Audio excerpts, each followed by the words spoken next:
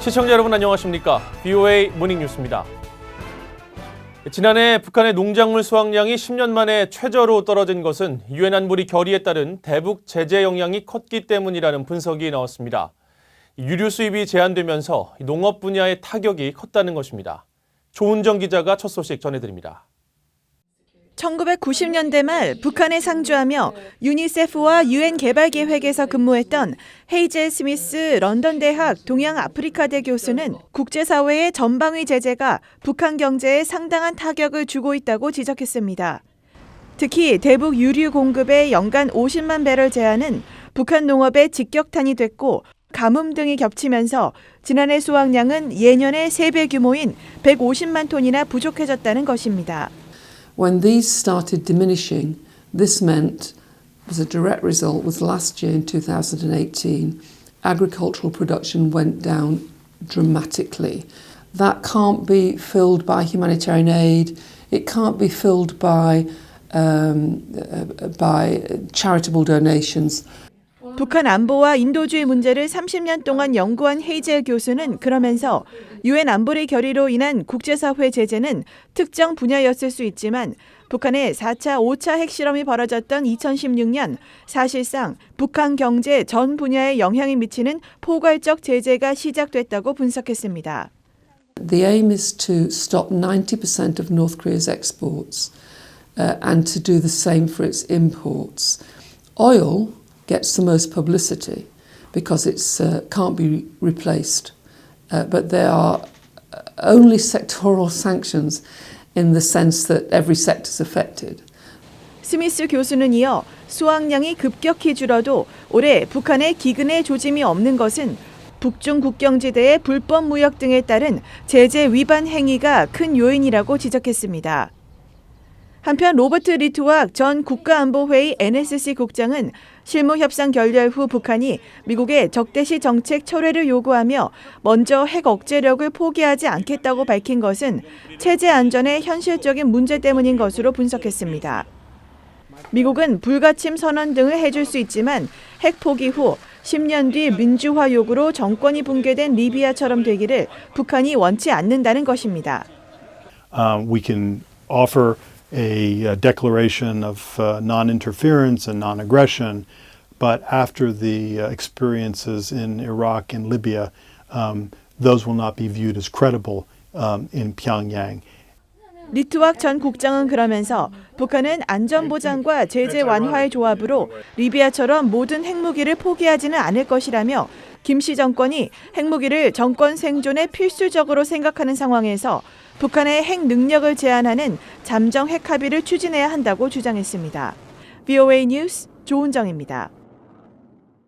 타이완이 유엔의 대북 제재와 관련해 지난해 약 300만 달러의 자금을 동결했다고 자금 세탁 방지 기구가 밝혔습니다. 파키스탄도 불법 활동에 연루된 북한 외교관에게 사법 조치를 취하는 등 대북 제재를 일부 이행하고 있다는 평가를 받았습니다. 함지하 기자가 보도합니다. 국제기구인 자금세탁방지기구는 14일 발표한 상호평가 보고서에서 타이완의 대북 제재 이행 노력에 높은 점수를 매겼습니다. 타이완 정부가 유엔 안보리 결의에 따른 신규 제재를 빠르게 자국법에 편입시키고 독자 제재법을 시행하는 방식으로 제재 대상자들의 자금 동결에 대해 신속한 조치를 취한다는 겁니다. 특히 지난 2017년 12월 자국민인 첸시센과 관련 회사, 선박 등이 유엔의 제재 대상인 북한 선박에 유류를 넘긴다는 정보를 입수한 뒤 이듬해 1월 사법당국이 대응책 마련에 나선 것을 구체적 사례로 제시했습니다. 또 관련자들의 예금과 증권, 신용카드, 수표 예금, 보험 등 288만 달러에 달하는 60개 자산도 동결했다고 소개했습니다. 첸시센은 공해상에서 4차례에 걸쳐 북한의 2만 8천 톤의 석유를 불법 환적한 혐의로 119일의 구금과 집행유예 2년을 선고받은 뒤 지난 6월 스스로 목숨을 끊었습니다. 보고서는 또 타이완 정부가 안보리의 조치를 뛰어넘어 추가 행동에 나선 데 대해서도 긍정적으로 평가했습니다. 또 타이완과 북한의 무역액이 2016년 1,270만 달러였지만 2018년엔 0으로 줄었다고 밝혔습니다.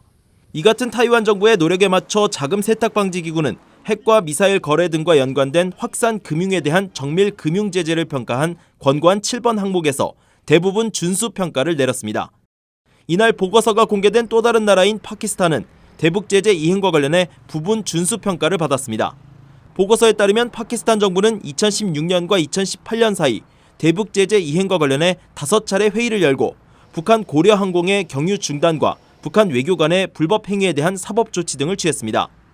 아울러 지난 2006년 안보리의 대북 제재와 관련한 법령을 발표한 이후 추가로 8차례 법령을 더 발표하면서 관련 내용을 갱신해온 점도 긍정적인 요소로 지적했습니다. 그러나 보고서는 파키스탄이 일반인과 법적 대리인들의 자산 동결에 대한 요건을 갖추지 않았고 선의의 피해자에 대한 보호가 부족한 점 등을 부분 준수 평가의 배경으로 지적했습니다. VOA 뉴스 함재합니다. 북한과 이란 등의 탄도미사일이 미국을 위협하는 큰 우려사항이라고 미 의회 조사국이 밝혔습니다. 또 북한은 한국과 영내 주둔 미군 기지를 타격할 수 있는 중단거리 탄도미사일을 이미 보유하고 있을 것으로 추정했습니다. 박형주 기자가 보도합니다.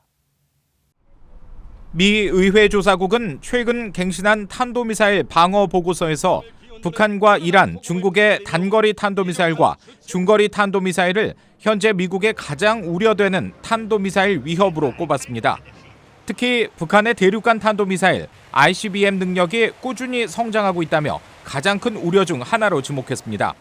북한이 핵탄두로 미국 본토를 직접 타격할 수 있는 ICBM 능력을 개발하는 과정에 있다면서 몇 번의 핵실험이 있었지만 핵탄두를 장착한 탄도미사일이 있었는지 여부는 명확하지 않다고 덧붙였습니다. 이와 함께 북한이 이미 한국 전역을 사거리에 둔 수백 대의 단거리 탄도미사일을 비롯해 일본과 영내 미군 기지를 타격할 수 있는 중거리 탄도미사일 수십 기를 이미 보유하고 있을 가능성이 높다고 보고서는 평가했습니다. 다만 중거리 탄도미사일과 관련해 현 시점에서 무기의 안정성과 신뢰도에 의문이 뒤따르고 있다고 지적했습니다. 보고서에는 북한의 탄도미사일 공격을 방어하기 위한 미국의 탄도미사일 방어 시스템에 대해서도 소개했습니다. 특히 지상 기반 미사일 요격 시스템은 미국을 겨냥한 북한과 이란의 ICBM을 방어하기 위한 것으로 지난 2004년부터 현재까지 총 64기의 지상 배치 요격 미사일을 주요 공군 기지에 배치했다고 설명했습니다. 또 중단거리 미사일 공격 방어를 위한 고고도 미사일 방어 체계 사드 포대가 한국과 괌 미군 기지 등에 배치돼 있고 강력한 탐지 능력을 자랑하는 사드 레이더도 일본에 배치됐다고 덧붙였습니다. 그러면서 최근 몇 년간 사드 성능 시험 결과 높은 효과와 신뢰성이 입증되면서 사드가 전 세계에서 가장 진일보한 미사일 방어 시스템으로 자리 잡았다고 평가했습니다. VOA 뉴스 박형주입니다. 한국의 이승도 해병대 사령관은 최근 북한과 영토 논란이 있는 서해 북방 한계선 NLL 인근 한박도에 대해 유사시 초토화할 계획을 세웠었다고 밝혔습니다. 이승도 사령관은 15일 한국 국회 국정감사에서 북한 선박이 한박도에 접안할 당시인 2017년 어떤 조치가 있었느냐는 의원 질의에 유사시 초토화시킬 수 있도록 해병 2사단의 활약을 계획했다고 답했습니다. 이어 한박도 위치가 북방 한계선 이북이라 인식하고 있었고 인근 섬인 말도에 열상 감시 장비를 고정해 감시하면서 방어를 강화하는 한편 병력을 추가로 주둔시켰었다고 설명했습니다. 최근 한박도가 남북한 중 어느 쪽 섬인지 논란이 일자 한국 정부와 유엔군 사령부는 북한에 속한다는 입장을 밝힌 바 있습니다. 스페인 주재 북한 대사관 습격 혐의로 가택 연금 상태에 있는 한국계 미국인 크리스토퍼 안 씨가 가택 연금 조건을 완화해 줄 것을 미 법원에 요청했습니다. 안 씨의 변호인은 최근 안 씨가 지난 7월 16일 보석으로 풀려난 이후 보석 조건을 전적으로 준수하고 있다며 현재의 가택 구금 대신 매일 오후 9시까지 집으로 돌아오도록 하는 통금 조치로 변경해 줄 것을 요구하는 요청서를 법원에 제출했습니다. 이에 대해 재판부는 오는 22일 가택연금 조건을 완화할지 여부를 결정하는 심리를 개최하겠다고 안 씨 측에 통보했습니다. 탈북민 지원 사업을 진행하고 있는 한국의 사단법인 물망초는 탈북민 모자 사건의 진상규명을 요구하다 경찰에 붙잡혀 구속된 허광일 북한 민주화위원회 위원장의 석방을 위해 무료 법률 지원으로 변호사 26명이 자원했다고 밝혔습니다. 물망초 측은 청와대 앞에서 벌인 시위에서 폭력을 행사하지 않았고 도주나 증거인멸 우려가 없는데도 허 위원장을 구속한 것은 북한 인권운동 탄압이라고 주장하며 이들 변호인단을 통해 허광일 위원장 구하기에 앞장설 것이라고 밝혔습니다. 앞서 허 위원장은 지난 3일 서울 광화문에서 탈북민 모자 사망 사건의 진상 규명을 요구하며 청와대를 향하다 경찰 저지선인 폴리스라인을 넘어 폭력을 휘두른 혐의로 체포된 뒤 구속됐습니다. 이상으로 VOA 모닝뉴스를 마칩니다. 시청해주신 여러분 고맙습니다.